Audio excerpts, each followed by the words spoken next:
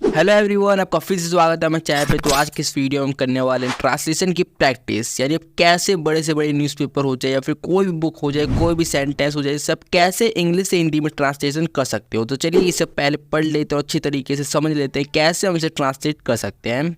तो छोटी सी स्टोरी है जिसमें आपको काफ़ी मज़ा आने वाला है, तो इस वीडियो को लाइक कर दीजिए। चलिए स्टार्ट करते हैं। Once upon a time. अब देखिए, वंस का मतलब हो जाता है एक बार, वंस का मतलब हो जाएगा एक बार। वंस अपॉन अ टाइम यानी समय, एक बार की बात है। अब देखिए, ये पूरे जो क्लॉज है इसका मतलब ये कि एक बार की बात है। वंस अपॉन अ टाइम यानी एक बार की बात है। इस पूरे को आपको अच्छे तरीके से याद कर लेना है, क्योंकि ये स्टोरीज में हर बार आता है। Once upon a time, once upon a village. तो ये इस प्रकार के सेंटेंस आपको बहुत सारे देखने को मिलेंगे। यहाँ पे मैं आपको ट्रिक भी बता देता हूँ कि देखिए, स्टोरीज में क्या होता है कि ज़्यादातर जो टेंस का प्रयोग होता है वो होता है हमारा पास्ट का इंडेफिनिट टेंस, जिसमें आया गया, उठा बैठा, इस प्रकार के सेंटेंस बनते हैं। उसी प्रकार के ज़्यादातर स्टोरीज में हमारे होते हैं। जैसे इसमें भी कई सारे आपको देखने को मिलेंगे। In the charming town.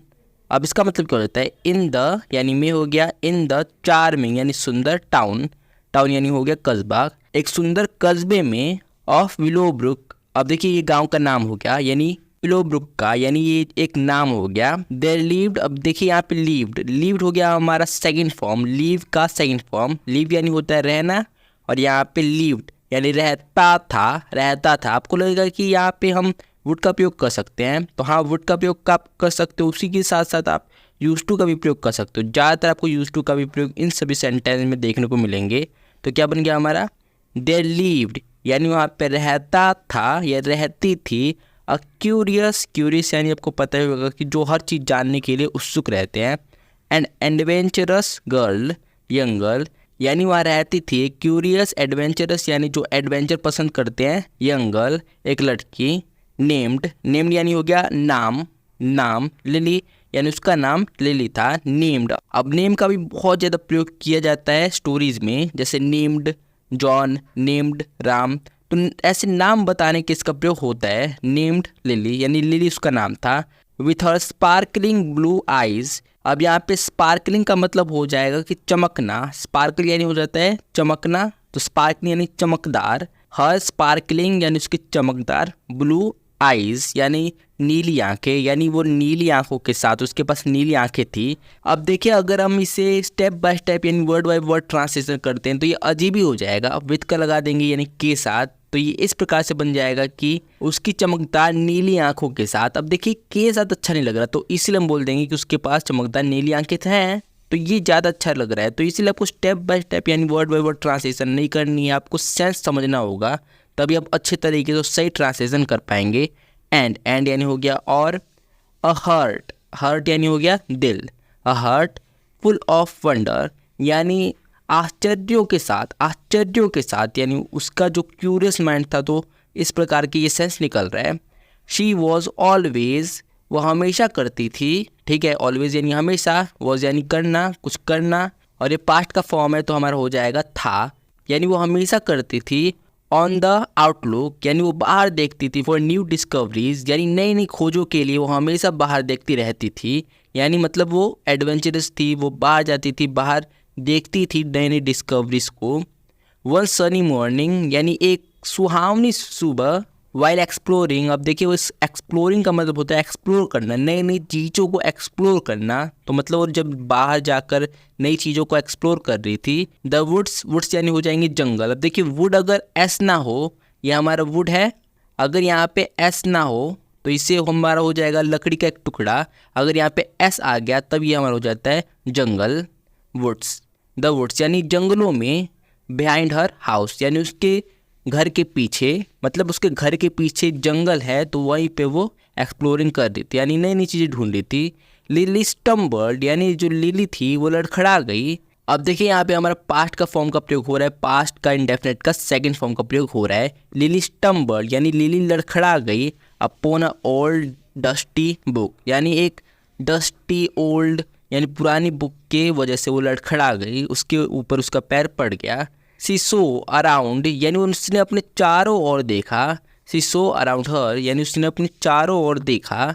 But no one was there यानी वहाँ कोई नहीं था। बट यानी पर हो गया, नो वन यानी कोई नहीं, वॉज देयर वहाँ, देयर यानी वहाँ, था, वॉज यानी था यानी वहाँ कोई नहीं था, nobody was there, she opened यानी उसने खोला, ओपन हो जाता है खोलना, ओपन्ड, थर्ड फॉर्म यानी सेकंड फॉर्म का प्रयोग हो रहा है तो शी ओपन, ये हमारा पास्ट का इंडेफिनिट फॉर्म हो जाता है। और आपको मैं बता दूं कि अगर आपको स्टोरी भी लिखना है तो आपको इस वाले टेंस की बहुत ज़्यादा ज़रूरत पड़ेगी, पास्ट का इंडेफिनिट टेंस का। और यहाँ पे भी बिल्कुल वही हो रहा है, शी ओपन यानी उसने खोला, इट यानी यह मतलब क्या, यहाँ पे किस चीज़ के बारे में बात हो रही है, बुक के बारे में।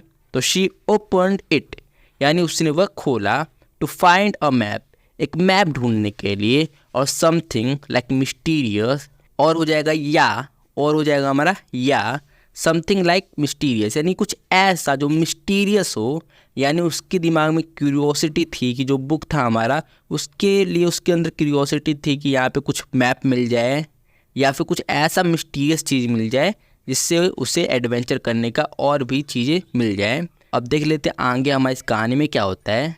एंड यानी और, स्ट्रेंजली, स्ट्रेंज यानी अजीब तरीके से, स्ट्रेंजली यानी अजीब, अजीब तरीके से, सी फाउंड अ ओल्ड मैप, सी यानी उसने, फाउंड यानी पाया, फाइंड का सेकंड फॉर्म हो जाएगा हमारा फाउंड, शी फाउंड यानी उसने पाया, ओल्ड मैप, अन ओल्ड मैप। अब देखिए यहाँ पे हमने अन क्यों लगाया है, अन इसलिए लगाया है, देखिए यहाँ पे मैं कुछ छोटा सा रूल है बता देता हूँ कि जब भी आपको दिख जाए मतलब आगे वाला जो वर्ड है वो वोवल हो, मतलब देखिए हमारा क्या होता है रूल कि ए या फिर ए एन, अन, इन दोनों का जो मीनिंग आता है वो एक के लिए आता है।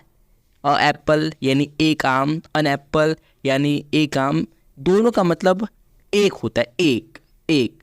लेकिन देखिए यहाँ पे यूज़ थोड़ा सा डिफिकल्ट हो जाता है, यहाँ पे आपको समझने की ज़रूरत है कि यहाँ पे देखिए जब भी ए हो उसके आगे हमेशा वोवल नहीं होता। अगर ए है उसके आगे कोई भी वर्ड आ रहा है वहाँ पे वोवल नहीं होना चाहिए, पहला लेटर वोवल नहीं होना चाहिए। जैसे हो जाता है हमारा अ बॉक्स। अब देखिए बॉक्स में क्या हो जा रहा है, जो हमारा बी हो जा रही है ये वोवल नहीं है, तो वोवल नहीं है तो यहाँ पे हम इसे कर सकते हैं, तो क्या बन जाएगा हमारा, यहाँ पे लग जाएगा ए। पर अगर यहीं पे होता अ एप्पल, अब देखिए एप्पल क्या हो जाता है, एप्पल का पहला लेटर हो जाता है ए हो जाता है हमारा वोवल, और ये वोवल है तो इसलिए यहाँ पे हम ए नहीं लगाएंगे, यहाँ पे हम लगाएंगे अन। ए और एन दोनों को मिला के हो जाएगा अन। तो आपको अच्छे तरीके से समझ में आ गया और और यहाँ पे देखिए ए और एन के बाद क्या है, अन के बाद क्या है, ओ है, पहला लेटर ओ है, तो इसीलिए यहाँ पे हम इसे अन लिख रहे हैं, अन, ए नहीं लिख रहे, अ नहीं, अन लिख रहे हैं, ठीक है। तो ये छोटी छोटी चीज़ें जो कि आपको जान लेना जरूरी है। एंड यानी और, स्ट्रेंजली यानी अजीब तरीके से, शी फाउंड उसने पाया, अन ओल्ड मैप यानी एक पुरानी मैप, एक पुराना जो हमारा हो जाता है नक्शा, इन इट यानी उसमें, जो किसमें, फिर से बता रहा हूँ किसमें उसे मिला, उसी बुक में। एंड यानी और, the map was pointed a location यानी देखिए ध्यान से समझिए, द मैप यानी जो नक्शा था वॉज पॉइंटेड यानी पॉइंट कर रहा था, पॉइंट करता था, पॉइंट मतलब हो जाता है इशारा करना, जैसे मैं पॉइंट कर रहा हूँ उसकी तरफ, ठीक है, ये पॉइंट कर रही है किसी और की तरफ, तो यही हो जाता है पॉइंट, यानी वो नक्शा पॉइंट कर रहा था यानी इशारा कर रहा था।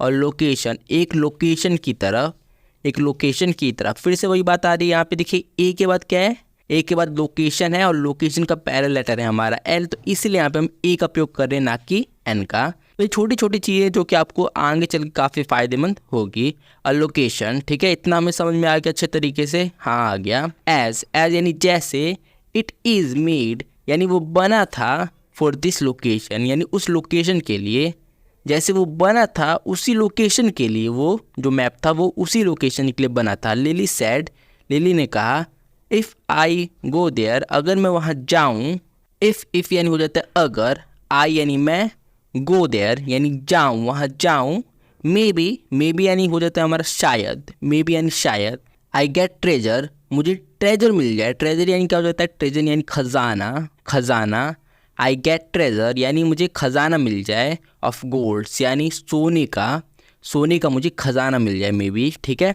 एंड यानी हो जाएगा और, नेक्स्ट मॉर्निंग अगले सुबह, नेक्स्ट मॉर्निंग यानी अगले सुबह, शी वेंट यानी वो निकली, आउट ऑफ द हाउस यानी अपने घर से वो बाहर निकली। एंड यानी और, लिली डिसाइडेड यानी लिली ने डिसाइडेड कर लिया, मतलब उसने डिसाइड कर लिया, डिसाइड यानी निर्णय ले लिया, टू फाइंड दिस ट्रेजर उस ट्रेजर को फाइंड करने का, यानी ढूंढने का। टू फाइंड यानी ढूंढना, दिस ट्रेजर खजाने को ढूंढने का लिली ने निर्णय ले लिया कि मैं वो खजाना अब ढूंढ के रहूँगी। तो देखिए ऐसे करके हमने इस पूरे पैराग्राफ को पढ़ लिया। तो अगर आपको इसका नेक्स्ट पार्ट चाहिए तो आपको कमेंट में लिखना होगा नेक्स्ट पार्ट। और अगर आपको हमारा स्पोकन इंग्लिश कोर्स चाहिए जिसमें हमने बिल्कुल बेसिक से एडवांस तक आपको पूरी इंग्लिश सिखा रखी है, वो भी एक अफोर्डेबल प्राइस के साथ, तो अगर आपको कोर्स चाहिए तो इस वाले नंबर पे कॉल कीजिए या फिर डिस्क्रिप्शन में आपको लिंक मिल जाएगा। उस लिंक पे क्लिक करके आप व्हाट्सएप पे पहुंच जाओगे और व्हाट्सएप पे आप बाकी की डिटेल्स ले सकते हैं। तो इस वीडियो को पूरी देखने के लिए धन्यवाद।